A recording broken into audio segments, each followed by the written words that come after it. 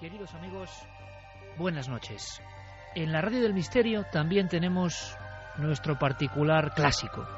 Es decir, un evento, un acontecimiento que, al igual que en el deporte, concentra todas las miradas, todos los anhelos, todas las esperanzas, y que ocurre muy de vez en cuando. Pues bien, estamos relativamente cerca, próximos a esa fecha, 9 de junio, el clásico del misterio, Alerta OVNI 2012 en Milenio 3. Y es que hay cosas que evidentemente son un clásico. Todo comenzó en 1979, Antonio José Alés, el maestro de las alertas OVNI, después muchísimos compañeros, nosotros mismos, en el 2004, hace ya 8 años. Y ha llegado el momento. El año es simbólico, la temporada, sin duda a nivel personal, la mejor de nuestras vidas, por muchos motivos, por uno en principal. Pero lo que está muy claro es que los medios que tenemos hoy en día, y sobre todo el entusiasmo, van a hacer de esa noche del 9 de junio algo alquímico, porque veréis, es como desempolvar las antiguas emociones, el latido cósmico, algo quijotesco, perseguir ovnis, desde luego, pero ¿cuántas decenas de miles de cámaras, de ojos electrónicos y de ojos humanos lograremos congregar? ¿Cuántos estáis dispuestos a participar en esta experiencia única e inolvidable? Da igual tu región. Habrá en muchos puntos amigos de este programa, amigos de toda la vida, amigos que con el mismo entusiasmo, la misma pasión, la misma forma de sentir las cosas, estarán en algunos lugares, cerca del mar, cerca de la campiña, cerca de la llanura, en las montañas, y en esos lugares podréis acudir, siempre con el respeto, siempre con ese anhelo, siempre con la forma de ser que habéis demostrado a lo largo de 10 años. ¿Qué mejor forma, amigos, pienso yo, de celebrar eso? Una década en la radio ininterrumpida, todos los fines de mi semana con vosotros, una larga labor, y os queremos agradecer toda esa compañía. ¿Y cuál es el clásico? ¿Cuál es la forma? ¿Cuál es la manera? Pues una alerta OVNI. A mí me parecía algo, sinceramente, que quizá ya, haciéndolo una vez, ¿para qué repetir? Y pasaban los años, y la gente nos decía, Iker, ¿cuándo una alerta OVNI? Pues quizás sea el momento, pero va a ser, os lo aseguro, todavía mucho más auténtica. ¿Y por qué va a ser más auténtica? Pues muy sencillo, imaginaos que cualquier persona, por ejemplo, Enrique Chazarra, que estará en el balcón de La Rioja, en el puerto de Herrera, en Álava, observa algo, con la gente que está allí. Ese algo se puede grabar directamente con el móvil. Ese algo podemos recibirlo en tiempo real. En nuestra sede central de datos, diremos el lugar, en nuestra sede central de datos, nosotros iremos rebotando toda esa información.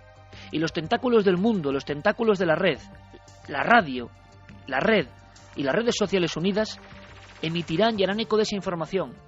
Podremos veros de alguna forma en esos lugares. Podremos saber cómo está la noche en ciertos sitios. Podremos comprobar con nuestros ojos en un experimento multimedia, yo creo que jamás realizado, si hay un planeta, un satélite que nos confunde, y podremos corroborar los datos.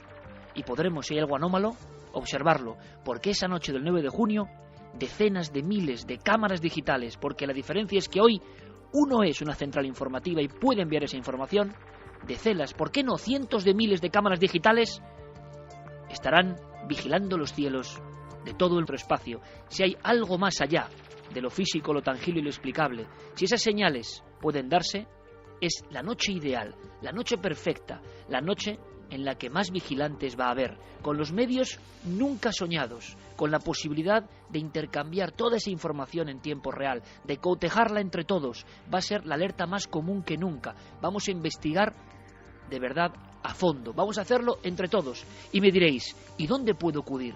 Pues muy bien, si tú estás dispuesto, amigo o amiga de Milenio 3, tenga la edad que tengas, con tal de que poseas esa ilusión que no se haya marchitado en ti, vamos a ir dando punto por punto en las redes sociales. Toda la información la tenéis en ikerjimenez.com, como siempre. Guillermo León al mando del mundo digital. Vamos a ir dando los puntos donde esos amigos van a estar de vigilancia. Esos puestos avanzados, esos puestos de corresponsalía donde podéis acudir. Pero también, por supuesto, desde cualquier otro rincón, si no podéis ir a estos sitios, podéis hacer vuestra propia alerta OVNI. Prismáticos preparados, móvil preparado y posibilidad de ponerse en contacto con nosotros de inmediato, por un mensaje, por un mail, por un muro de Facebook, claro que sí. Lugares importantes, los damos ahora mismo. Es la primera información sobre la alerta OVNI, alerta mundial OVNI en la SER 2000. Puntos de encuentro, vamos a llamarlos así, red de corresponsales amigos. Atención, por favor, tomad nota. Enrique Chazarra estará en la zona de Álava. Todos los lugares que se han elegido son especiales. Todos los lugares tienen una historia. Todos los lugares tienen un porqué, no son cualquier lugar. Puerto de Herrera, madre mía, ahí estaba yo con 14 años buscando ovnis. Puerto de Herrera, Álava, sé que Javier Sierra también andaba por ahí. Allí estará Enrique Chazarra. Alberto Cerezuela estará en la zona del Cañarete, en Almería. Luis Rodríguez Bausá estará a las afueras de Toledo. Daremos muchos más datos, mucho más precisos la próxima semana. Tomás Hijo estará en un lugar como Las Batuecas, en la provincia de Salamanca, zona ovni por excelencia, zona mítica y telúrica. Joaquín Abenza, ni más ni menos, estará con todo su equipo y todo desplegado en el desierto de los Rodeos, en Ceutí, Murcia, lugar de extraños seres, extrañas huellas y no menos extraños ovnis, incluso investigados por el ejército. Diego Marañón, ni más ni menos, nuestro hombre en la red también, estará en las Campas de Ucieda, en Cantabria, lugar de manifestaciones no identificadas en esas campiñas. Allí estará nuestro amigo Gonzalo Pérez Sarrón, ni más ni menos, estará en otro punto clave, Bonal de Ibor, en Cáceres. Estamos buscando lugares donde han pasado muchas cosas y donde la gente habitualmente no acude, y donde quizá el 9J pueda pasar algo. David Zurdo estará en el Embalse del Pardo, en pleno... Y se siguen sumando amigos. Santiago Vázquez, ni más ni menos, estará en el Pantano de la Jarosa, en Madrid, otro lugar caliente. José Gregorio González, ni más ni menos, se me ponen los pelos de punta otra vez. Montaña Roja, La Tejita, en la isla de Tenerife. Sabéis que hay 2 montañas rojas, en Lanzarote y en Tenerife. Aquí La Tejita, ni más ni menos. Decir eso es decir ufología, decir encuentros cercanos, decir historia de lo más extraño ocurrido en nuestro país. Pues ahí, la noche del 9J, estarán nuestros amigos de Canarias, en el Roque Nublo, en Gáldar. Ahí es nada, estará Luis Javier Velasco, en el lugar quizá del caso más impresionante de todos los tiempos, junio del 76. Ángel Briongos, las parameras de Aragón nos contemplan, en La Gabarda, en Huesca. ¿Por qué? Porque han pasado cosas y hay que estar cerca, con muchas cámaras y mucho entusiasmo. Pepe Ortiz, en la zona de Utrera, Morón de la Frontera, Sevilla, en un entorno muy peculiar, donde han pasado también cosas y donde podéis contar con él. José Luis Hermida, en otro lugar dentro del Aljarafe sevillano. Y Chema Font, en la zona de Sóller, La Tramontana, en Mallorca, otro lugar de encuentros con lo extraño. Son solo los primeros 15 compañeros, 15 amigos, pero habrá muchísimos más por todo el mundo. ¿Queréis participar? Es el momento. Podéis ser investigadores, podéis actuar todos a una con nosotros. Alerta 2012 es ya una realidad. La fecha, 9J. Nunca antes habías estado tan cerca de lo desconocido. Milenio 3. Cadena SER. Recuerdo con mucha emoción, y es inevitable, una portada del Heraldo de Aragón después de la experiencia que hicimos en 2004. Un niño con un telescopio en mitad de los Monegros. Abajo, en el titular, magnífico por parte de estos compañeros de Aragón, decía: él también es un cazador de ovnis. Carlos Largo, compañero, ¿estás por ahí? Hola Iker, buenas noches. ¿No se te ponen los pelos de punta, amigo? Tengo unas ganas tremendas ya de que llegue el 9J. Claro que sí. Vamos a dar días de contacto, no solo para empezar ya nuestra investigación, sino para que tengan muy claro todos nuestros amigos y amigas del programa, de cualquier rincón del mundo, que Fermín Agustí, que Carlos Largo, que Guillermo León, que Diego Marañón, que Javier Sierra, Santi Camacho, Javier Pérez Campos, todo el mundo está trabajando, recopilando ya información, y que nadie tiene por qué quedarse fuera, sea la edad que sea, el lugar que sea, el rincón donde uno esté. Todo el mundo, a su manera, puede participar, incluso hasta los que no tengan un trozo de cielo. ¿Por qué? Porque pueden ayudarnos, pueden darnos ideas, pueden opinar sobre lo que está ocurriendo. Lo importante es que seamos muchos y estemos juntos con un mismo latido. Vías de contacto para cualquier persona, Carlos, desde ya, desde hoy, que quiere informarse, que quiera saber algo más, que quiera estar atento a la alerta OVNI 9 de junio. Desde luego que sí, Iker. Nuestro compañero Guillermo León ya está colgando información a través de esas vías de contacto, la página web de referencia ikerjimenez.com y por supuesto también las redes sociales, en Facebook, en Twitter y en Google+. Es muy sencillo, para toda aquella persona que quiera colaborar con nosotros y participar en la gran alerta del 2012 en la cadena SER, se tiene que meter en ikerjimenez.com y nos puede escribir al siguiente correo. Lo repito 2 veces despacito para que la gente lo pueda recoger. Alerta 2012 con número @ikerjimenez.com. Alerta 2012 con número @ikerjimenez.com. Y como te decía también, Iker, en las redes sociales también iremos colgando información poquito a poco según vaya llegando los datos. Y por supuesto en Twitter también hemos creado un hashtag que la gente ya puede ir escribiendo también. Hashtag para todo el mundo que no esté familiarizado. Es un tema en el que vamos a debatir y colgar información, por supuesto. Y ese hashtag es una almohadilla AO 2012 con número. almohadilla AO 2012 con número. De alerta OVNI. Eso va a ser el código, AO 2012, no está nada mal. Tenemos un caso impresionante, Carlos, pero vamos a esperar hasta después del informativo para empezar con toda la historia de nuevos casos de supuesta reencarnación. Os va a apasionar. Lo que trae Javi Pérez Campos es impresionante, pero yo quiero estar estos 10 minutos, es de rigor, es de ley, hasta que lleguen las noticias, vamos, como mandan los cánones, aquí en la SER, hablando con nuestros amigos y presentando ya. ¿Me decías algo, Carlos? Sí, hemos puesto además, relacionado con ese tema que vamos a contar hoy aquí en Milenio 3, una encuesta en ikerjimenez.com que es: ¿creéis en la reencarnación? Y hemos dado, como siempre, dos opciones, el sí y el no. Ahora mismo el 54% de los votos opina que sí creen en la reencarnación. Pues eso va a ser después de las noticias, Carlos. Eso es. Y un pequeño sorteo también que vamos a hacer hoy de nuestro compañero Javier Pérez Campos, que acaba de publicar el libro 2012, Los enigmas del apocalipsis maya, de la editorial Oberón del Grupo Anaya. Así que muy atentos y participad a través de las vías de contacto. Un gran libro, además pone 2012. ¿Serán señales? ¿Serán sincronicidades? Central de datos, ya iremos dando nosotros los datos precisos de dónde nos vamos a encontrar.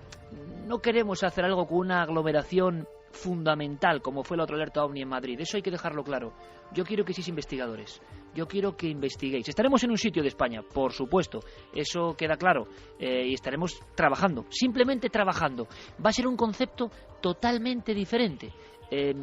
Sinceramente, yo quiero que desde un lugar el equipo trabaje y trabajéis con nosotros. Aquí ya no interesa tanto el eco que podemos tener, que eso ya lo sabemos.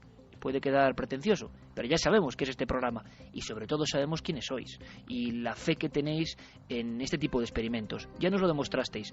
Bien, no es tanto eso, sino de verdad investigar, sino de verdad que seamos muchísimos y que tengamos la máxima información posible. Así que nosotros estaremos en un punto de España y os doy otro dato. Habrá varios compañeros que estarán en redes móviles, es decir, en unidades móviles desplazándose en tiempo real por diferentes puntos de España. Quizá los veáis, quizá os encontréis con ellos, en vehículos, con cámaras y todo tipo de aparataje, no en un punto concreto, sino circulando por España en diferentes unidades móviles. Al mismo tiempo, tengo que agradecer a la dirección de la cadena SER todo su apoyo.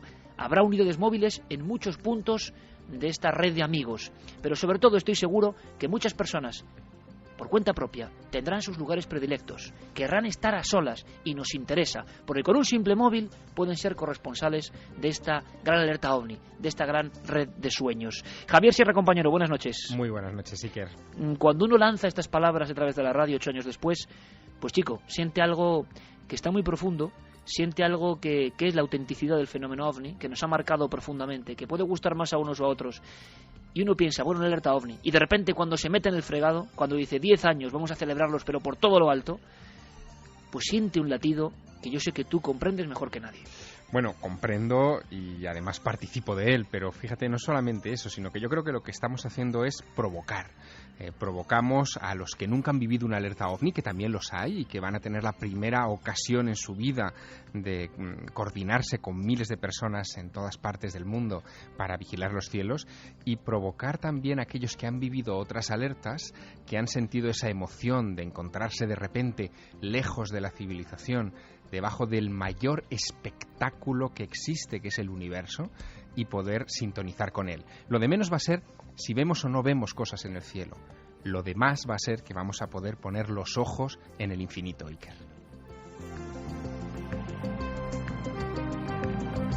Madre mía, cuando lancemos con toda la fuerza del mundo, con miles de personas unidas, estas músicas, por ejemplo, hacia el espacio, como una llamada, sin ningún rubor, porque yo creo absolutamente en el fenómeno OVNI, creo que existe, no sé bien qué es, pero creo que existe y que es capaz de cambiar vidas, y encima para bien.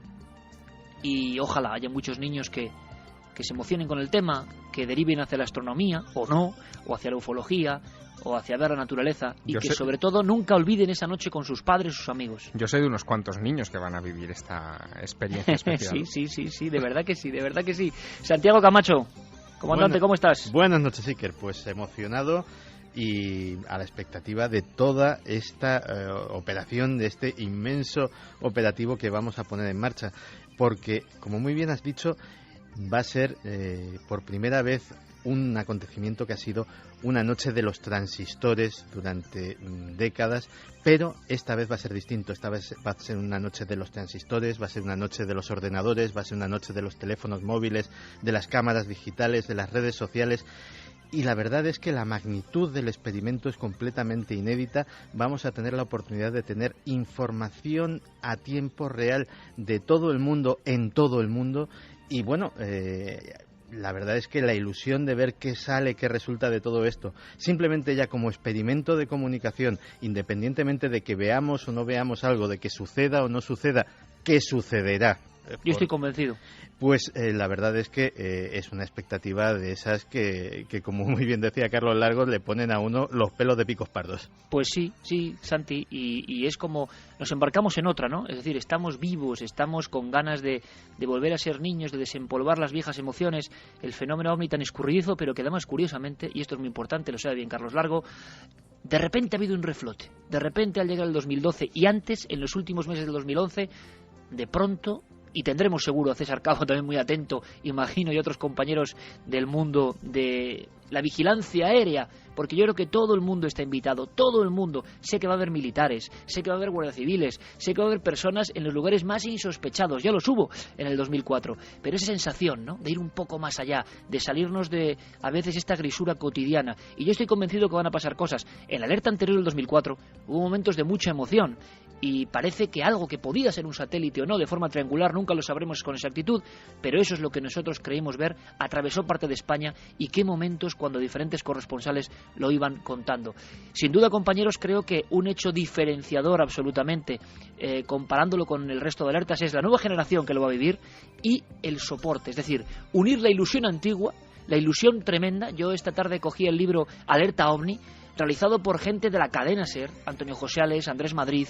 Les mando mi abrazo a Andrés Madrid y al otro lado del cosmos a Antonio José, y se volvían a poner los pelos de punta al iniciar esa frase de atención, atención, os hablan los hombres del planeta Tierra. Una sensación, la radio como posible antena receptora de algo que es un misterio irritante, fascinante y alucinante como pocos. Pero, compañeros, yo creo, para concluir, que precisamente, ya no solo la tecnología, sino algo que yo observo desde el desconocimiento, que es la capacidad de la gente, de los amigos y amigas que están ahí fuera, de intercambiarse información, de reagruparse, de hacer su propia alerta. Yo, Iker Jiménez, no les puedo decir cómo tiene que ser su alerta. La alerta OVNI 2012 del 9J va a ser la que quiera cada uno, porque lo que está demostrando la gente también, la buena gente de Milenio 3, es que saben abrir espacios de debate, que saben agruparse. Habrá un montón de grupos, entre comillas, apócrifos, y gracias a Dios, que estarán en diferentes lugares porque ellos han quedado así y porque no les gusta, no les conviene, no quieren ir al grupo que nosotros designemos. No pasa nada. Cuantos más grupos, por la cuenta y riesgo de la gente, mucho mejor.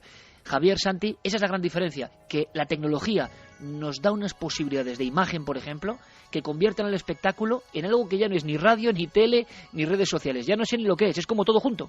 Y no solo eso, sino que estamos a muchas semanas vista todavía del evento, lo cual les está dando a todos nuestros oyentes la oportunidad de empezar ya a coordinarse, de empezar a decidir qué lugares son los idóneos para hacer esa observación, con más personas o con menos, con más equipo o con menos, en fin, la ocasión única, excepcional, de poder crear un gran, yo creo que inimaginable equipo de trabajo. Vamos a hacer una cosa, esa es la clave, Javier, y una vez más tú siempre das en ella, equipo de trabajo. Es que no queremos hacer un programa, yo voy a ser muy sincero, como creo que siempre lo soy. Hay emociones en la vida imborrables. Esa de la alerta 2004 fue tan fuerte que por eso no hemos querido repetir algo para hacer algo muy similar. Había que esperar un momento clave, una fecha clave. 8 años hemos tardado, 8 años, y creo que hemos aprendido muchas cosas. La técnica es mejor, el equipo está a tope, la gente que congregamos todo esto creo que somos como una familia, fuera y dentro de los micrófonos, y hay muchas ganas, pero había que hacerlo en el momento exacto. Y yo pienso que tú has dado la clave, y esa va a ser una clave diferenciadora. No queremos hacer un programa para que se nos oiga más, os lo aseguro, para tener solamente un eco, ¿cómo decirlo?, publicitario, porque nos impresionó hasta dónde llegó, ¿no?, a nivel de cifras, de datos, la alerta OVNI. No. Javier Sierra acaba de dar la clave, que yo he mencionado con mis compañeros en alguna ocasión. Equipo de trabajo. Nosotros tenemos la punta de un iceberg, pero el iceberg es todo, miles de personas, trabajando de verdad. Vamos a investigar. Quizá para algunos el programa pueda ser más aburrido o no. Me da exactamente igual, porque lo que quiero es investigar esa noche, a tumba abierta, con los medios que tengamos. No importa tanto lo que se emita, que por supuesto, cadenaser.com y ikerjimenez.com darán el espectáculo en streaming. ¿Os imagináis? Con vuestros vídeos, con vuestras fotografías en tiempo real. Eso es algo increíble, eso nunca ha pasado. Pero lo que queremos es investigar si existen los ovnis y si les da a la inteligencia que hay detrás de los ovnis por pasar cerca de nuestro planeta, de nuestros ríos, de nuestros mares, de nuestras playas, de nuestros campos. Hay más oportunidades que nunca de pillarlos infraganti. Y eso yo creo que es absolutamente mágico. La policía acabó en el patio y se encontró con los restos mortales de 2 mujeres, aunque se sospecha que acabaron con la vida de otras 5. Al parecer, pertenecen a una secta. Este trío de caníbales, un hombre y 2 mujeres, pertenecen a una secta denominada El Cartel, que se ha impuesto como misión purificar el mundo y reducir la población de personas malas. El trío de caníbales admitió haber captado a las mujeres con promesas de trabajo. Y en Grecia, un equipo de arqueólogos ha descubierto una parte desconocida de la corte Paladión de la antigua Grecia. En este lugar, que funcionó en Atenas desde el siglo IV a.C. hasta el periodo romano, juzgaban homicidios accidentales. El edificio estaba formado por una galería en forma de 3 lados, donde descubrieron numerosos trozos de urnas y la base de un podio que estaba apoyado sobre 4 patas de león, que era donde se sentaba el presidente de las sesiones. A poca distancia de la corte Paladión se encontraba la corte Delfinio, que juzgaba los homicidios justificados, es decir, los cometidos en casos de adulterio o en tiempos de guerra. Pero ¿cómo se realizaban aquellos juicios? Eugenio Gómez, que es arqueólogo y licenciado en filología clásica, nos lo cuenta. El sistema ateniense de juicios se basaba en una norma, que uno podía juzgar y ser juzgado, y por lo tanto los ciudadanos podían votar respecto a otros ciudadanos. Y eso lo hacían mediante unas urnas de piedra en las que iban depositando votos, en general metálicos, que eran preparados para el sí o el no, 2 urnas paralelas, en las que iban depositando los votos, los síes en un lado y los noes en otro. Y luego se contabilizaban, por supuesto. Eso es muy interesante, porque lo que se puede ver en Atenas ahora, que tienen en el Museo del Ágora, justo debajo de la Acrópolis, son los votos, hay una urna también, el sistema por el cual elegían a los jueces, pero ya no se puede ver en ningún sitio, porque no hay un monumento antiguo en Atenas que pudiera recibir las visitas. Es todo. La semana que viene, mucha más información, aquí, en Noticias del Misterio.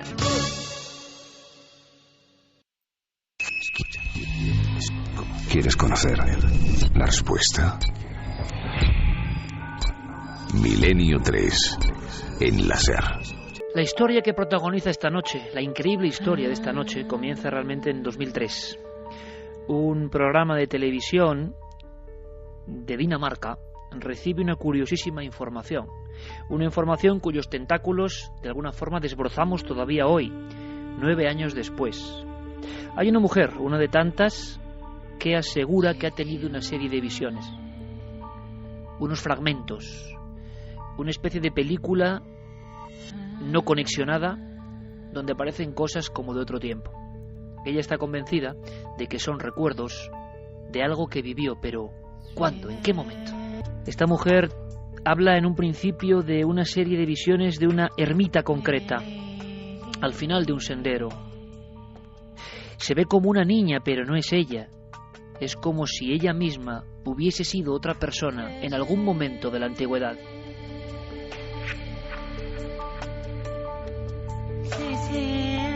Las visiones de esta mujer son muy precisas, no son cosas difusas ni nebulosas, son claras como la piedra de un molino situado al lado de un río.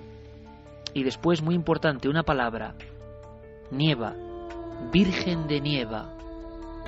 Lo asombroso es que los datos irán poco a poco en una cascada que iremos ahora comentando con todos vosotros, datos muy precisos. Pero esta mujer llega con toda esa información y con un resumen. Está segura que ha vivido en algún lugar muy lejos de Dinamarca, podemos decir ahora que si la investigación es óptima, a unos 2.450 kilómetros de su pueblo natal, y sobre todo que toda la información que le está llegando, si es que se corrobora, primero es inaccesible, habla de hechos, de sucesos, habla de una aldea española, concretamente de La Rioja, y de 1850. Antes de que os comente muchas más cosas, Javier Pérez Campos acaba de llegar de este lugar y que tiene toda la información y que es una historia digna, vamos, de una serie, de una película, de lo que queráis poner, increíble. Todo empieza con esta historia en Dinamarca, un programa de televisión y alguien angustiado que da esta información. El equipo se pone a investigar. Al parecer el aceite, un molino, aceite, olivos, indicó que había que investigar por la zona de Andalucía. Pero ahí no estaba la clave. Los siguientes datos fueron mucho más precisos, pero nadie sabía ni tenía acceso, hablamos del 2003, a cosas tan precisas, tan concretas. ¿Era una broma? ¿Era una locura? ¿Era azar? ¿Era casualidad? ¿O esta mujer recordaba algo que era propio de otra vida? Quiero que escuchéis a esta mujer, a Jette Toft. Hemos hablado con ella, la hemos localizado en Dinamarca. La historia es sorprendente como pocas. En este corte, en la entrevista que le hace Javier Pérez Campos, da una información muy importante, una clave. Os pido casi lápiz y papel, porque hay un nombre, un apellido, nada común. Y lo da, y le viene en esas visiones tan precisas, en esa especie de sueños lúcidos. Escuchamos. Cuando estaba en la regresión, estaba convencida de que mi nombre, el primer nombre que me vino, fue María. Pero no quería decir María, porque en mi pasado, en mi actual vida, cuando era pequeña, me solían decir que debería llamarme María. Así que cuando mi primer pensamiento durante la regresión es que mi nombre es María, pienso, no puede ser correcto. Dije algo más, pero el siguiente nombre es Beamonte, dije, y era correcto.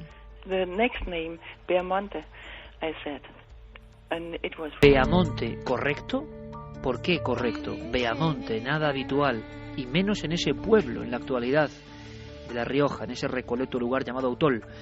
De allí ha llegado Javier Pérez Campos. Javier, compañero, buenas noches. Buenas noches, Iker. Tú que también estarás trabajando a tope, al máximo en toda la maquinaria en Alerta OVNI 2012, pero esto es otro tipo de alerta, otro tipo de historia, alucinante como pocas. ¿Quién es esta mujer? Fue un viaje, como dices, alucinante porque no fue solo un viaje físico, ¿no? Fue casi también un viaje espiritual por toda la gente que hablamos y que sus vidas de alguna forma casi habían cambiado por completo cuando la habían conocido. Con esta visita, ¿no? Porque sí. Esta mujer se traslada a este pueblo, pero nos vas a contar cómo. Primero, ella es una mujer normal, que tiene una vida normal y que tiene esa especie de visiones y se pone en contacto con este programa.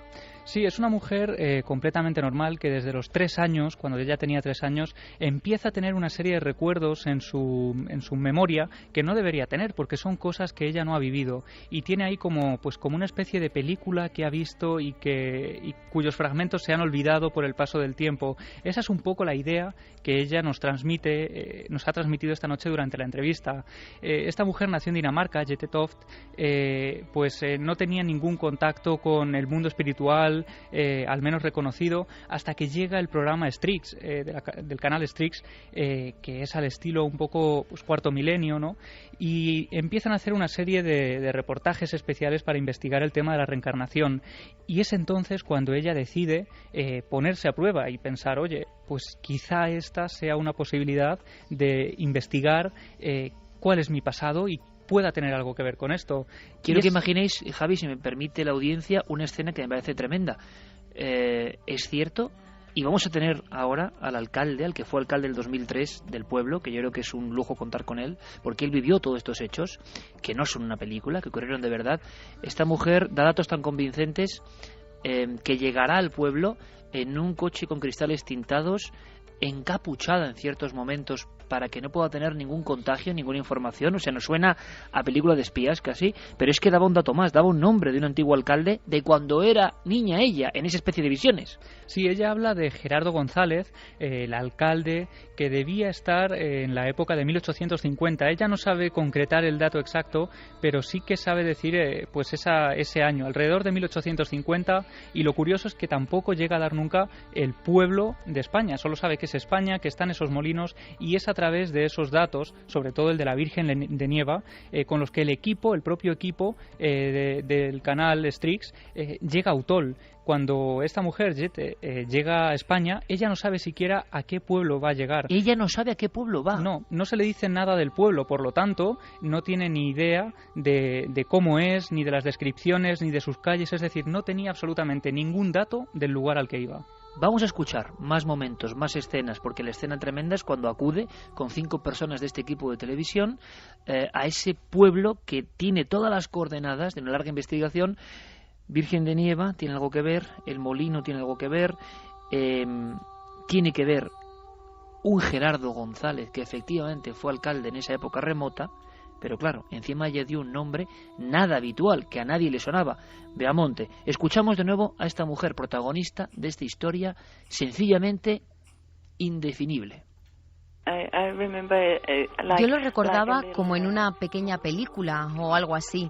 Recordaba cosas del río, del paisaje, las iglesias y algunos nombres.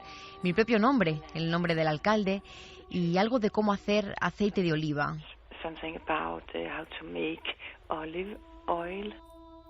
Eso es poco. Da datos concretos del paisaje. Por cierto, me comunica Noel Calero, línea interna, con Fermín Agustí Carlos Largo. Este es un solo dato, que AO 2012 es trending topic. Gracias a todos, porque eso significa el eco que está teniendo en momento real lo que estamos comentando. No os preocupéis, vamos a centrarnos en la reencarnación y después, si os parece, a partir de las 3, todos vuestros mensajes, vuestras dudas, qué hay que hacer, qué no hay que hacer, por qué hay que escribir ese mail o no, luego comentamos todo, ¿os parece? Pero gracias, trending topic AO 2012, a los pocos minutos de nacer en las ondas. La fuerza, una vez más, vuestra y de la cadena SER. Esta mujer da datos, Javier, compañero, da datos muy concretos y creo que hay algunas figuras que le llaman mucho la atención. Llega a este lugar, llega a Utol, llega en este coche, esto no es mito, ¿y qué es lo que pasa? Pues llega con las lunas del coche totalmente tintadas, como decías, para que no hubiera ningún tipo de autosugestión cuando ella viera los paisajes. Ellos intentan que cuando se planta delante de un edificio o delante del pueblo de Utol, por ejemplo, desde lo alto de una montaña, ellos puedan ver la primera impresión. Por eso va también totalmente encapuchada y graban absolutamente todos los gestos que esta mujer vive realmente. Lo primero que hacen además es contratar a una traductora de inglés para que pueda comunicarse con los habitantes del pueblo de Utol. Que has hablado tú con ella, Javier, y creo que es la historia que más le ha sorprendido de su vida, vamos. Sí, porque además se la plantearon de una forma también de película de espías. Le decían que era un trabajo que ella tenía que aceptar, pero del que no podían contarle prácticamente nada. No querían contarle demasiados detalles, quizá por miedo a que le sonara una historia extraña, ¿no? Y lo cierto es que, bueno, cuando esta mujer llega al pueblo de Utol, la bajan del coche y empiezan a hacer un recorrido por el pueblo en el que ella es la guía. En todo momento el equipo del canal Strix parece estar poniendo a prueba a esta mujer. Parecen adoptar una actitud completamente escéptica ante lo que pueden estar viviendo, ¿no? Y bueno, esta mujer es la que empieza a guiar a la gente de Utol incluso, por todo el pueblo, y empieza a señalar lugares, a recordar vivencias en sitios concretos, y empieza a hablar también Iker de algo, de un elemento como muy característico que a ella no se le había olvidado todavía. Eran unas gárgolas. Se pasa casi todo el trayecto hablando de unas gárgolas que ella recordaba en un lugar en el que había sido muy feliz, había mantenido una infancia totalmente feliz, pero que no era el lugar donde ella había vivido. Ella decía haber vivido cerca del río, al lado de un molino. Ella da datos de su vida concreta. Dice que es hija, o si no tengo mal entendido, de alguien que trabaja en ese molino, y que hay unas gárgolas, unas figuras muy características en esa zona. Y aún todavía sin quitarse la capucha, ella habla de toda esta información en un pueblo que no sabe cuál es, no sabe dónde está. Hay un momento, Javier, en el que ella reconoce, se emociona y empieza a dar datos cada vez más concretos, más definidos, y como que siente que está en ese lugar de las visiones. Escuchamos otro documento sorprendente de esta mujer, Jetoft, de Dinamarca. Fue un sentimiento muy especial. Nunca he tenido un sentimiento así. Me sentía impresionada, conmovida, muy emocionada, afortunada, y a la vez las lágrimas caían de mis ojos. Fue muy extraño y al mismo tiempo, cuando pude ver todo lo que había descrito en la entrevista, fue muy raro.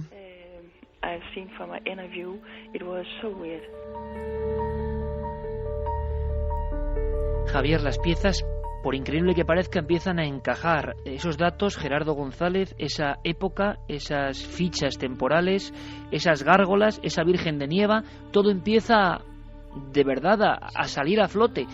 Estaba hablando de una serie de informaciones, imagino, luego hablaremos de eso, a las que casi nadie tenía acceso, menos en Dinamarca, no había ninguna conexión, nunca había estado en la región, y la gente, imagino, que se empieza a sorprender, pero seriamente.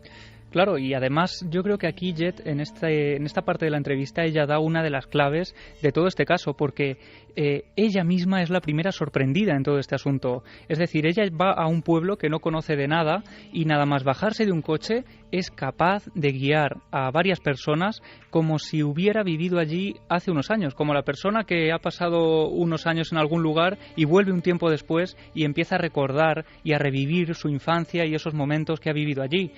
Uno de esos momentos en los que ella se emociona, se le pone la piel de gallina y llega a llorar totalmente conmovida, es cuando se planta delante de un edificio.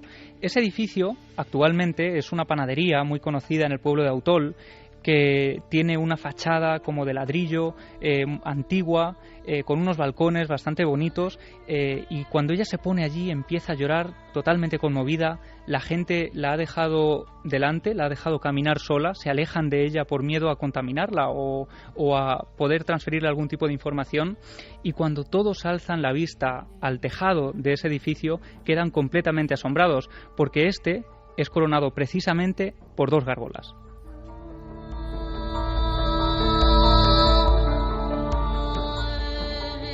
Imaginamos al archivero, al cronista, cuando corrobora y comprueba y busca que ese Gerardo González no es fantasía, Javier, sino que existe y era alcalde de Autol. Sí, eso es un trabajo que se realizó unas semanas después de que ella estuviera allí, porque no se pudo coordinar todo a la vez, como es lógico, y de pronto, cuando esos datos empiezan a salir a la luz, la gente se queda totalmente asombrada. El dato de Gerardo González, alcalde en 1850, es cuanto menos asombroso, pero es que hay muchos más, y tenemos aquí, encima de nuestra mesa, pues esos documentos oficiales e históricos que parecen corroborar una vez más la historia de esta mujer danesa que decía haber vivido en el pueblo de Autol. Y que daba un nombre muy concreto. Pero antes de saber más y antes de hablar incluso con Valentín Jiménez, que asistió de forma privilegiada a toda esta escena, que parece increíble, pero que es real, que ocurre, alguien a casi 3.000 kilómetros llegaba con una historia que ni siquiera imagino que los lugareños podían conocer, una historia de 150 años antes, pero ocurren cosas como edificios concretos, describir edificios como estaban antes, y que luego, yendo a los archivos, resulta que estaban así. Escuchamos de nuevo a esta mujer del misterio, la señora Toft.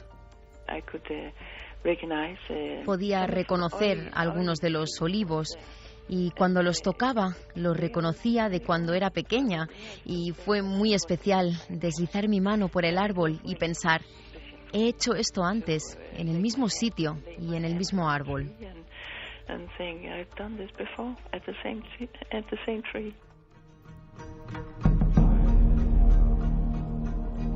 Javier, estamos imaginando la escena, pero es que hay algo importante. Llegan a un edificio y describe elementos que la gente no conocía, da datos que luego se corroboran, elementos que faltan, pórticos que estaban o que no estaban, verjas que estaban puestas o estaban en la época, cosas que no podían estar a su alcance, tan detalladas, tan precisas, de un lugar pues recoleto y maravilloso como Autol, pero que vamos, no están al alcance de todo el mundo, y menos en 2003. No, e incluso tenemos que decir, Iker, que en 2012, yo antes de salir de viaje hacia allá intenté conocer un poco más de la historia de este pueblo, y tengo que decir que incluso hoy es complicado acceder a imágenes de todos los lugares y edificios de este pueblo. Por tanto, en 2003 debemos imaginar lo difícil que debió ser, más aún cuando no se sabía ni el lugar al que se iba. En este caso, ella tenemos que imaginarla otra vez encapuchada, bajando de nuevo de ese coche con las lunas tintadas, volviendo a ponerse delante de un lugar que ella no sabe cuál es, y volviendo a ponerse a prueba de alguna forma ante las cámaras de este programa y ante las gentes de este pueblo. Cuando de repente ella se baja la capucha, ve que tiene delante una ermita. Es la ermita de la Virgen de Nieva.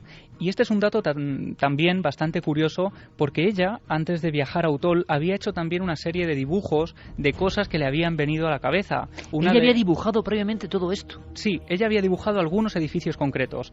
Unos dibujos que algunas de las personas con las que hemos hablado, por ejemplo la traductora, tuvo acceso a ellos y nos ha corroborado el detalle que tenían, como si prácticamente los hubiera dibujado estando delante de ellos.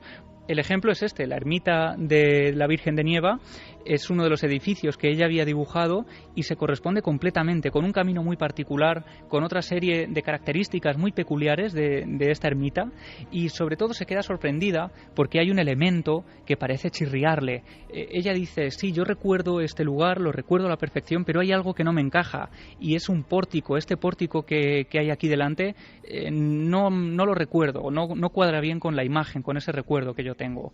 Entonces todos se quedan sorprendidos y le dicen, bueno, es que ese pórtico lo hemos puesto hace escasos 10 años.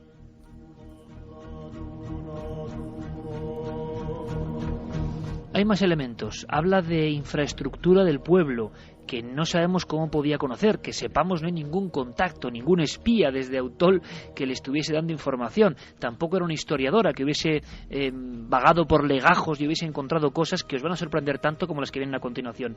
Antes de eso, un detalle más.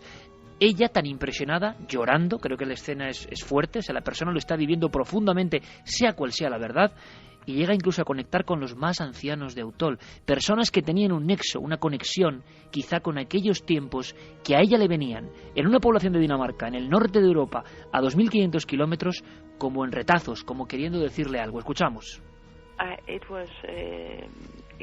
Fue muy emocionante para mí conocer a la mujer más mayor de Utol. Entonces tenía 95 años y fue muy especial porque sus padres habían vivido allí a la misma vez que yo lo había hecho y estaba muy conmovida al verme. Así que cogió mi mano y mirándonos a los ojos con lágrimas en ellos, y cuando me iba dijo en español: de hoy en adelante iré a la iglesia cada día.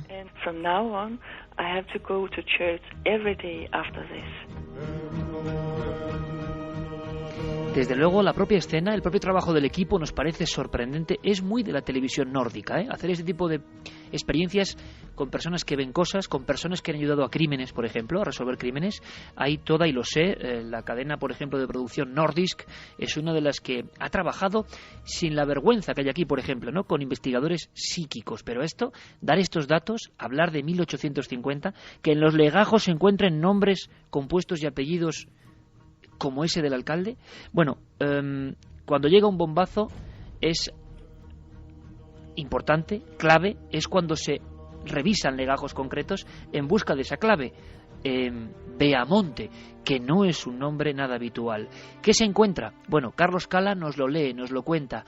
Hay muchos más archivos e informes, pero son de este tipo y de verdad que nos dejan sin palabras, porque esos términos concretos y nada habituales, ya no existe ese apellido en lo que es el pueblo o la zona, ni es una raíz heráldica normal, pero sí en aquella época, al parecer, había personas muy concretas, tampoco eran muchas, muy concretas, unas niñas. Esto es increíble. Escuchamos directamente el acta y luego Javier nos da más datos.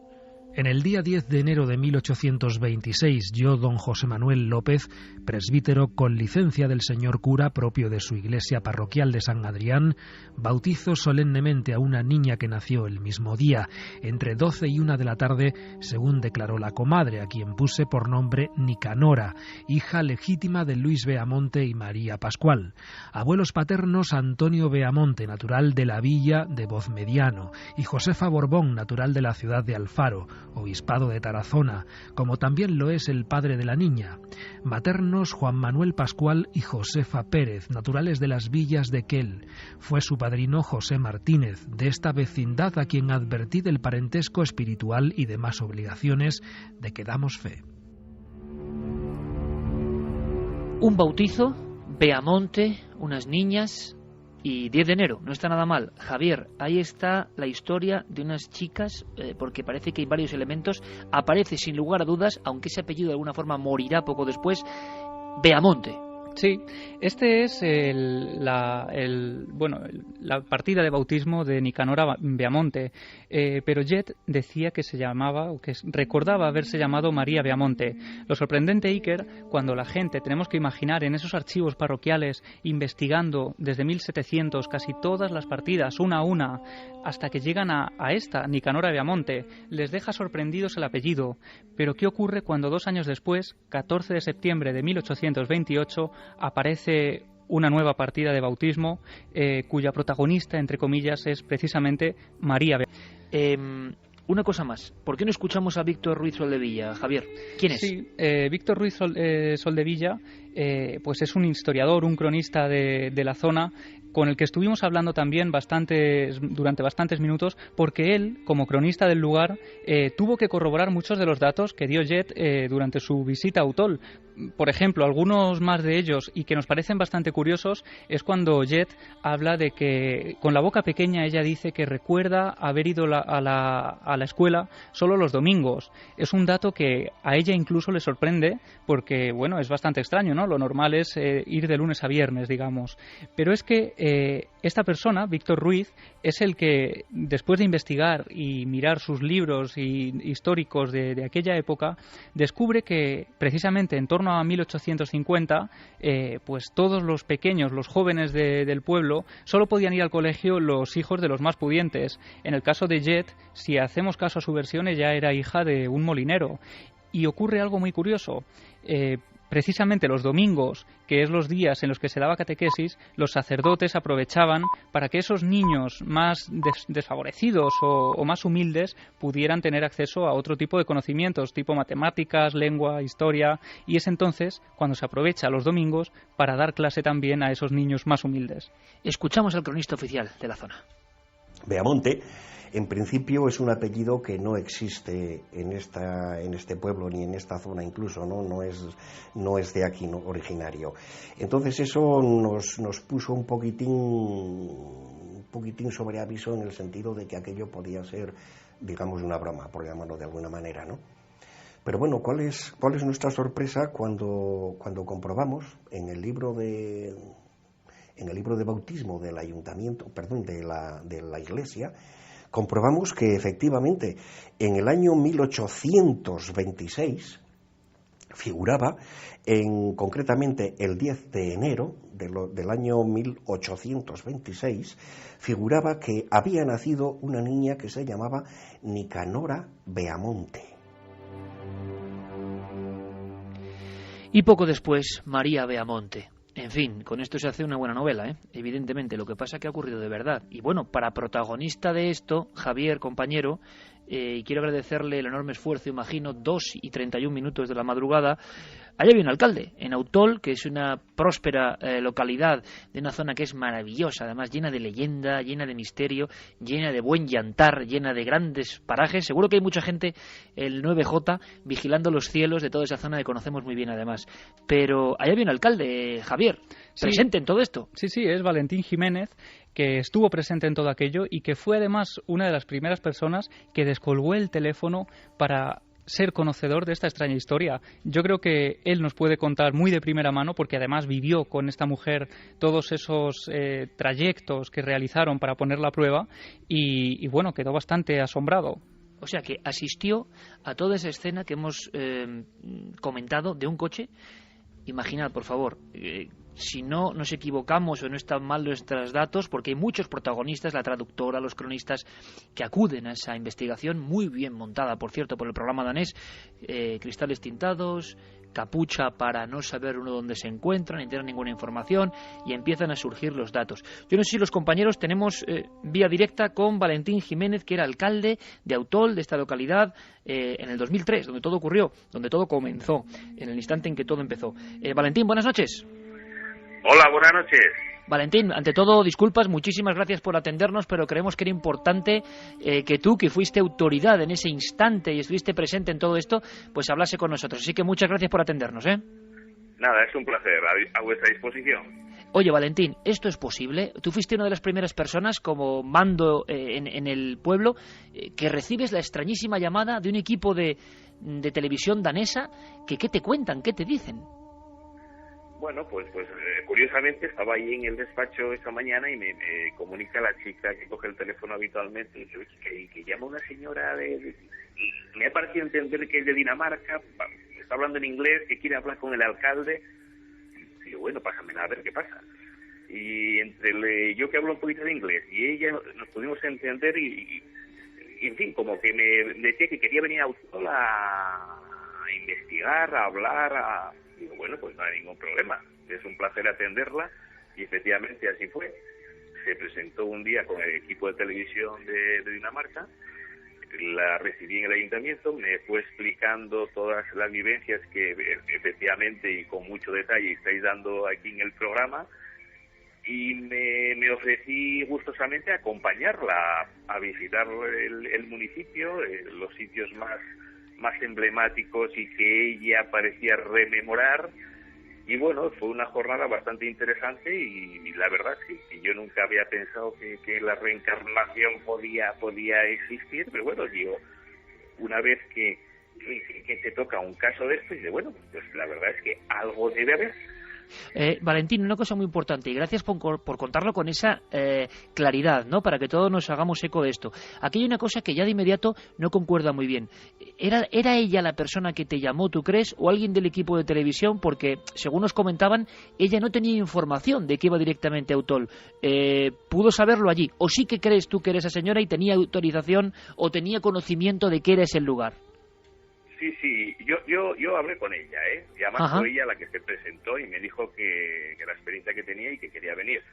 Y de hecho, pues yo ahí la recibí en el ayuntamiento, iba ella, no me acuerdo si eran 2 o eran 3 personas del equipo de televisión, pero sí, fue ella la que se brindó a venir y recibí en el ayuntamiento.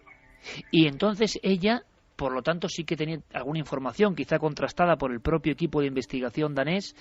Ella llega hasta ese punto, hasta La Rioja, y es como hemos contado, como nos ha contado Javier, Valentín, ella recuerda cosas, no solo nombres, sino situaciones de edificios que se corresponden con la realidad. Sí, efectivamente. Vamos a ver, a mí me llama mucho la atención que ella mencione unos apellidos que los habéis citado vosotros hace un momentito. Es un apellido que es Beamonte. Beamonte, después hemos podido contrastar que efectivamente existe en el historial de Autol, pero no en la actualidad. Es decir, es un apellido que ha desaparecido hace muchísimos años. Hace mención a un alcalde que aunque Autol tiene muy poca documentación histórica, pero sí se ha podido contrastar de que efectivamente existió en 1850, pero sí que además pudimos corroborar sobre el terreno, porque como te he dicho anteriormente, me digné a acompañarla por los sitios más emblemáticos, y ella iba recordando cositas y detalles que evidentemente a mí cada vez me calaban más. Digo, bueno, aquí esto es extrañísimo. Y sobre todo el hecho fundamental fue cuando hubo 2 puntos fundamentalmente. Uno es cuando nos acercamos por la calle baja de Autol y llegamos a una casa donde existe actualmente y sigue todavía un horno de los artesanos de pan. Es una fachada emblemática con unas gárgolas muy bonitas en el alero del tejado, y ahí nos damos cuenta de que ella sufre una transformación. Es decir, vemos que esa mujer algo comienza a experimentar, porque se queda allí ensimismada un momento, se emociona viendo la fachada de las gárgolas, y bueno, es algo que a nosotros la verdad se nos puso la carne de gallina. Después hay otro punto, sí. que se llama el Cerro de Santiago, que es una zona alta de la localidad, desde donde se ve todo el pueblo, es decir, es un paraje muy bonito. También accedimos ahí, y ahí también experimentamos que ella algo anormal está sufriendo, algo anormal en relación al trayecto normal de la mañana. Vemos también que se emociona, empieza a sentir unas sensaciones totalmente diferentes. Entonces, la verdad es que nos sentimos extrañadísimos, de verdad, y emocionados realmente por el comportamiento de esta mujer. ¿Y no volvió nunca? Yo le he vuelto a perder la pista a esta mujer, ya no hemos tenido ningún contacto con ella. Pues fíjate qué curioso, Valentín, porque Javier la ha encontrado en Dinamarca y seguía recordándolo con la misma emoción, casi llorando al contarlo y como una visión que ella tenía muy clara de la niñez. ¿En algún momento tú crees que puede ser una broma, un montaje y todo eso se va convirtiendo en una verdad al ver a la mujer en acción y al ir dando esos datos que luego vais corroborando en los archivos? Bueno, si me dices esa historia del 2003, la extrapolamos ahora al 2012, pues podría decir, bueno, pues mira, pues es posible porque actualmente ya llevamos unos años que el ayuntamiento tiene una página web, internet, el tráfico de información que hay, podría ser, pero en aquellos entonces, en aquellos momentos, esa información no existía. Autor no tenía una página web, no tenía esa información en internet, es decir, que no había información para que ella pudiera repescarla allí en Dinamarca y contrastarla. Es decir, que yo creo que aportó datos que eran significativos y que yo creo que ella no había tenido fuentes para poder recabarlos, Valentín, ¿y esto cambia la percepción de uno? Es decir, ¿es un aldabonazo en las creencias también de uno? ¿Es la visita más extraña que tú has tenido como alcalde? Ah, sí, por supuesto, pues te digo que yo era reacio a creer en la reencarnación y una vez que te toca una experiencia de este tipo dices, bueno, pues yo creo que algo tiene que haber porque una persona que vive en Dinamarca, que empieza a aportar una serie de datos que después pudimos contrastar en cuanto a lo de la Virgen de Nieva.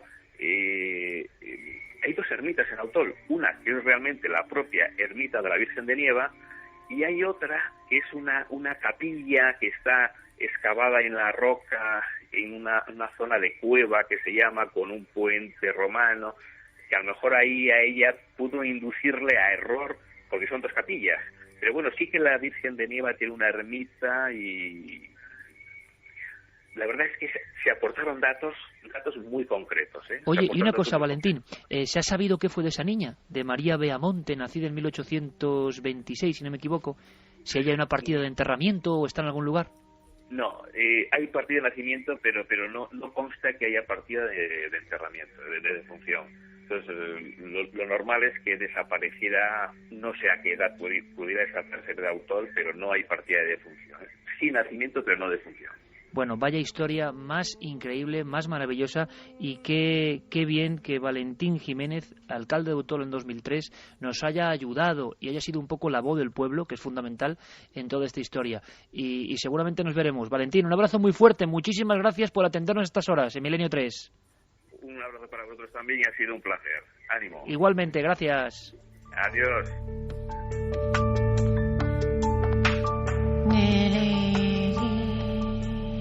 Aquí la historia, Carlos Dargo. No sé si habrá variado la encuesta con toda esta información y quiero ahora saber, por supuesto, la opinión de nuestros compañeros. Pero, ¿la encuesta cómo va? Pues vamos a recordar esa encuesta en ikerjimenez.com. Hemos puesto la pregunta, ¿creéis en la reencarnación? Ahora mismo los datos Iker están así. El 58,9% de los votos opina que sí y el 41,1% que no. Hay una cosa que a mí no me encaja muy bien, o sea, que me parece extraña, Javier, en el asunto de lo que recuerdan algunos de los protagonistas de esta historia, de que ella no sabía dónde iba, y el hecho de que el alcalde recuerde que era ella la que llamó.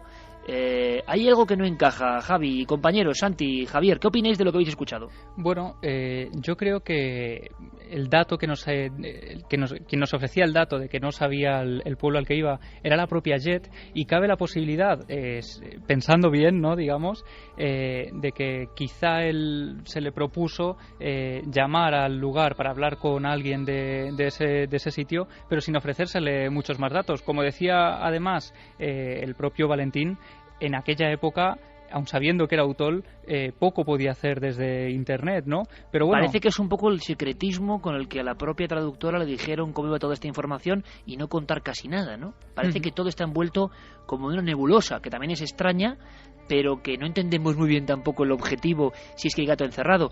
Javier, Santi, con vuestro fino instinto, ¿qué opináis de todo esto? A mí me ha sorprendido mucho, de verdad, la rotundidad del alcalde en el 2003, persona reacia para estos asuntos, y que sin embargo dijo, bueno, yo viví todo eso. ¿Qué opináis? Bueno, a mí me ha causado una sensación de déjà vu porque se parece en sus líneas maestras, evidentemente, a un caso muy clásico de la literatura de la reencarnación, que es el caso de Brida y Murphy. No sé si muchos de nuestros oyentes lo recordarán, pero en 1952 un psicoterapeuta de los Estados Unidos, Morey Bernstein, somete a hipnosis a una mujer que se llama Virginia Tighe y de repente empieza a recordar una vida anterior en Cork, en Irlanda, en el siglo XIX. El caso es que a raíz de la emergencia de esta información se movilizan un montón de periodistas, de investigadores, ella misma, para ir hasta Irlanda, visitar el pueblo. Se reconocen muchos de los elementos básicos que aparecían en esas regresiones hipnóticas, donde Virginia Tighe estaba recordando su vida anterior con el nombre de Brida y Murphy, y la historia saltó a un libro, se llamaba In Search of Brida y Murphy, que fue un bestseller muy importante en los Estados Unidos de los años 50 y que quizá haya sido traducido en Noruega, no lo sabemos, pero quizá haya sido traducido en Noruega y haya inspirado también parte de esta investigación, porque se parece mucho. Es decir, la historia de una mujer que recuerda una vida anterior en el siglo anterior y que de repente viaja a un pueblo exótico lejano para tratar de reconciliarse con sus memorias. Santi. Pues la verdad es que el caso es impresionante y desde luego efectivamente se parece a muchos otros clásicos de la literatura de este tema. En cualquier caso, el fenómeno es muy interesante y muy digno de estudio. Yo recuerdo que Carl Jung escribía en uno de sus libros una experiencia que tuvo con un lama tibetano al que le preguntaron: bueno, pero ¿ustedes por qué creen en la reencarnación si nadie ha vuelto para explicar qué pasa después de la muerte? Y entonces el lama se sonrió y dijo: ¿cómo que nadie? Ha vuelto todo el mundo. Pues en cierto sentido, lo único que nos podría chocar o que podría hacernos desconfiar de este caso es que se trate de una adulta, porque realmente los casos más impresionantes, y hay miles estudiados, no estoy exagerando ni un poquito, miles de casos estudiados, se producen precisamente entre niños de corta edad, niños entre los 2 y los 7 años, que también son capaces de dar un nivel de detalle de sus anteriores vidas que, en el caso precisamente de tratarse de criaturas absolutamente inocentes, es muy notable, y en los casos que se ha comprobado, pues absolutamente sorprendente. Pero aquí hay cosas que de verdad, hay unos dibujos, hay un equipo que se encarga de la investigación. Al parecer, Javier, los tiros iban hacia Andalucía, o sea, hay un equipo de producción que intenta cotejar los datos y acaban en Autol, sea ella quien llame directamente, quien le obliguen a llamar para saber la investigación o no, sea como sea, acaban allí, en ese momento y con esa parafernalia. Y van recuperando, digamos, retazos de la historia. Pero como decíamos, el momento culminante es cuando se descubre que hay partida de bautismo no solo de Nicanora Beamonte, sino de María Beamonte. Pero no hemos logrado saber nada de esa niña, de su vida, de qué pasó. Ni siquiera los cronistas con los que has hablado y archiveros han logrado seguir la pista de esa niña, que sería alucinante. Claro, imagen es imposible, mediados del siglo XIX, pero sería alucinante saber algo más. Sí, ha sido una labor bastante importante la de la documentación que han hecho. Por ejemplo, Víctor Ruiz Soldevilla ha buscado también no solo a las niñas, sino a sus antepasados, a sus padres, a sus abuelos, y corrobora de casualidad una de esas sincronicidades. Tiempo después, Víctor se había olvidado de toda esta historia, y haciendo otras labores descubre un nombre, de nuevo ese Antonio Beamonte, en unos legajos donde se habla de que este hombre era un molinero de la zona. Antonio Beamonte era el abuelo paterno de estas dos niñas, María y Nicanora. Pero es que otro dato muy curioso es que en esa época, en 1828, cuando ellas nacen, los Beamonte que hay allí son prácticamente ellas dos, el padre y los abuelos paternos. Poco después, todos desaparecen, se pierde la pista de estos Beamonte, y precisamente por esa razón no es un apellido que haya, digamos, cuajado en la actualidad, no es un apellido habitual allí, de hecho ni siquiera es un apellido que se haya visto en muchísimo tiempo. Nadie lo recordaba y han tenido que recurrir a esos archivos antiquísimos para poder ser conscientes de que efectivamente existió ese apellido. Ella recordaba retazos de su vida, escenas, los olivos, los lugares, las gárgolas, la ermita de la Virgen, bien los nombres del alcalde, la profesión de su padre, lo del colegio, pero no su vida de adulta. O sea, la transmisión que había se cortaba en cierto momento. No se sabe por qué murió, dónde murió, si tuvo hijos, nada, ¿no?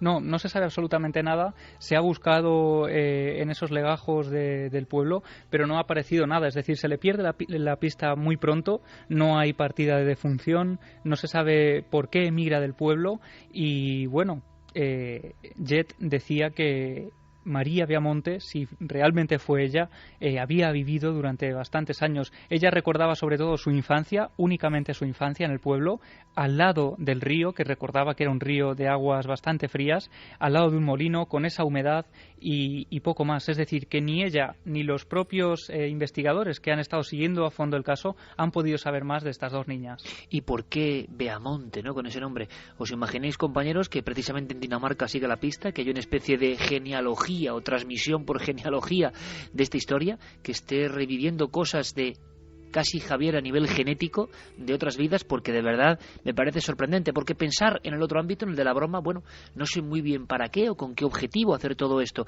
Y otra cosa, la reencarnación, que yo no sé qué papel juega en el ámbito de nuestras religiones. En otras es una cosa cotidiana, pero en la nuestra, y tú has indagado, has hablado con Antonio Piñero, con especialistas, tampoco se sabe muy bien en qué instante la reencarnación pues como que se aparta absolutamente como posibilidad, ¿no?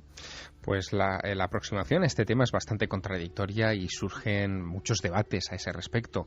Al parecer, bueno, evidentemente la religión judía de la que parte el cristianismo no contempla la reencarnación, pero hay algunas frases en el Nuevo Testamento que son un poco ambiguas. Por ejemplo, en el Evangelio de Mateo hay un momento en el que el evangelista pone en boca de Jesús ese interrogante de ¿quién dicen los hombres que soy yo? Y ellos contestaron, unos dicen que eres Juan el Bautista, otros Elías y otros Jeremías o alguno de los otros profetas. Todos esos nombres, en el momento en el que Jesús formula esa pregunta, ese interrogante, son personas que ya han muerto. Por lo tanto, que le vean a él como una encarnación de esos personajes está hablando de que hay cierta creencia en este asunto. Pero fíjate, le he preguntado, como tú muy bien decías, a Antonio Piñero a ese respecto y sobre todo incidiendo en si los primeros cristianos, casi los compañeros de Jesús, creían o no en la reencarnación, y él ha hecho esta reflexión. Yo creo, sinceramente, que no afectó la idea de la reencarnación en las primeras comunidades cristianas, y si es que pensamos en la constitución del cristianismo en los siglos I y II. Que yo sepa, el corpus, el cuerpo de literatura cristiana de constitución de los siglos I y II es relativamente limitado, y yo creo que lo conozco bien y no tengo ahora mismo en la mente absolutamente ni un solo texto claro en que ningún cristiano hasta bien entrado en los finales del siglo II, digamos hasta el 190 o el 200, defienda claramente la reencarnación. Lo único que se podría decir es sí es posible que algunos luego considerados herejes, como los gnósticos, pudieran haber flirteado también. Bueno, pues yo que he hecho he editado los documentos gnósticos descubiertos en Ahmadi, que he hecho un índice analítico de todo, digamos, las ideas gnósticas que se encuentran en esos documentos cristianos y judíos, pues realmente el papel de la reencarnación prácticamente no desempeña absolutamente ningún, función relevante. Hemos preguntado también a personas como Manuel Martín Loeches y nos han dicho, bueno, pues lo que ya esperábamos. En el ámbito del cerebro y la ciencia esto es imposible, es un fallo del sistema, un error del sistema. Pero ¿por qué el error del sistema puede tener tanta precisión, tanto azar? Sin embargo, como siempre en otros países hay personas, algunos fallecidos ya, que dedicaron su vida a investigar desde el ámbito casi científico o científico, no lo sé, Santiago, este tipo de casos de niños y personas que daban datos concretos que luego se corroboraban.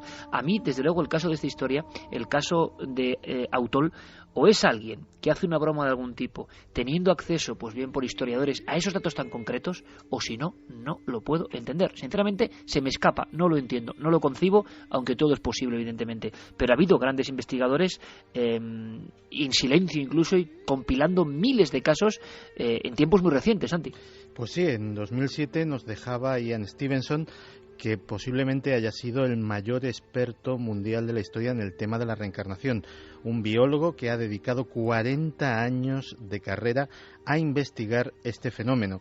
Investigó cerca de 3.000 casos, por eso decía miles de casos, y centrándose sobre todo en los niños. Él había descubierto que, primero, evidentemente como testigos le resultaban mucho más fiables y por otra parte pues las posibilidades de fraude eran muy remotas, y por otro lado descubrió un fenómeno, descubrió un patrón y una tendencia que nos cuenta él mismo en las palabras que dejó antes de abandonar este mundo.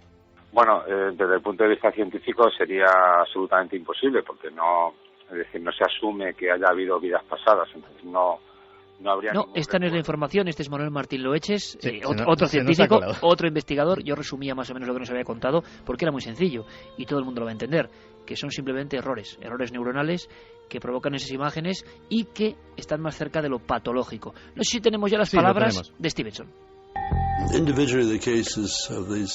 Individualmente los casos de estos niños pequeños no parecen ser fuertes, pero cuando los miras como un conjunto, te muestran una cierta uniformidad, una edad muy temprana y la tendencia a olvidar cuando tienen 7 u 8 años.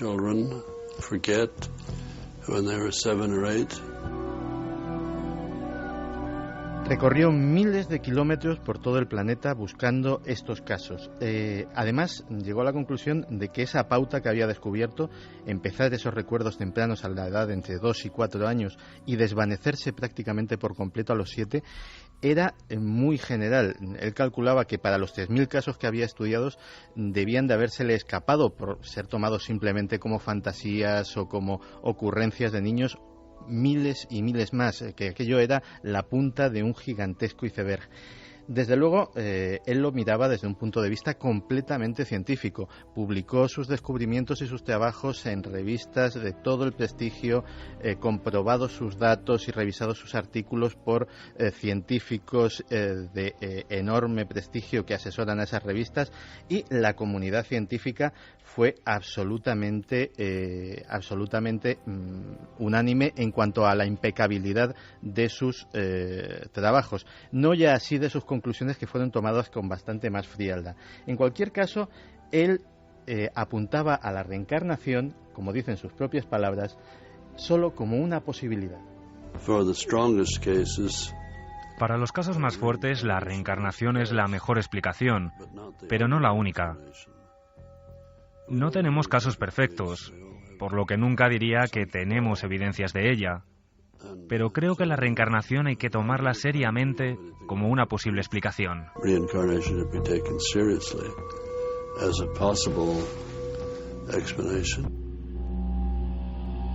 Es muy curioso, Santi, porque hay una clave que vemos que pasa con otros muchos fenómenos, las visiones, eso de que se disuelvan las cosas a los 7 años. Parece, Javier, que es la barrera de los 7 años, la frontera, ¿no?, entre dos mundos, un mundo que desgraciadamente se contagia de racionalidad, de materialismo, de lo que es posible e imposible, y quizá hasta ese umbral todo es posible y por eso la mente es receptiva, la mente conecta con otras cosas. Es lo que, en fin, en nuestra piel de toro llamamos el uso de razón, ¿no? Cuando un niño alcanza el uso de razón, parece que ya se desconecta de esa etapa anterior y se le borran muchos de esos recuerdos. Por eso resulta muy difícil rastrear o investigar este tipo de asuntos cuando no hay hipnosis regresiva de por medio, porque ese es el conducto, el mecanismo que se utiliza para los adultos. Cuando alguien quiere recordar una vida pasada, se utiliza la hipnosis regresiva, y así nos hemos encontrado con situaciones, en fin, tan alucinantes como la de Raymond Moody, que es, en fin, mundialmente conocido por sus investigaciones en las experiencias cercanas a la muerte, que un buen día decidió aplicarse él mismo la terapia regresiva para, en fin, explorar sus vidas pasadas, y terminó, en fin, llegando a enunciar hasta 9 vidas anteriores, desde que era un protohumano, decía él, en África, hasta su última encarnación como artista oriental antes de convertirse en el mundialmente famoso Raymond Moody, ¿no? Eso lo decía Raymond Moody, ni más ni menos. Sí, enunció 9 vidas, nada menos, ya Madre te digo, mía. como obrero, como esclavo, como mártir arrojado a los leones en Roma, como noble en Roma, en fin, llegó a escribir un libro incluso con esas memorias. Por cierto, Iker, que Stevenson, después de muerto, está realizando un experimento muy ambicioso sobre reencarnación. Y es que dejó en su despacho de la Universidad de Virginia un archivador cerrado por el candado de combinación más complicado que pudo encontrar. Memorizó esa combinación de tal manera que casi formaba parte de su ADN. Y dijo, si tengo razón, algún día alguien volverá, un niño, un joven, y abrirá a la primera este cajón.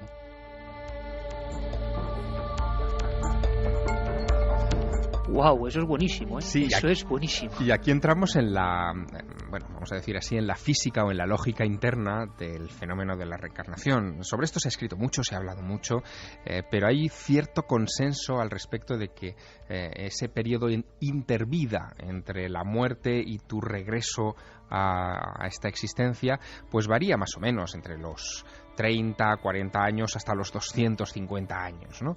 Muchos vuelven al cabo de ese poco periodo de tiempo y eso permite, por lo tanto, una investigación más cercana. Fíjate, hay una experiencia que no me resisto a compartir con vosotros porque es casi también novelesca. Un miembro del Departamento de la Policía Científica de Curitiba, en Brasil, que se llama João Alberto Fiorini, en fin, él trabaja con huellas dactilares. Él se encontró con un tema increíble, ¿no? En la literatura espiritista descubre un caso del año 35 de una niña que tiene recuerdos de una vida anterior.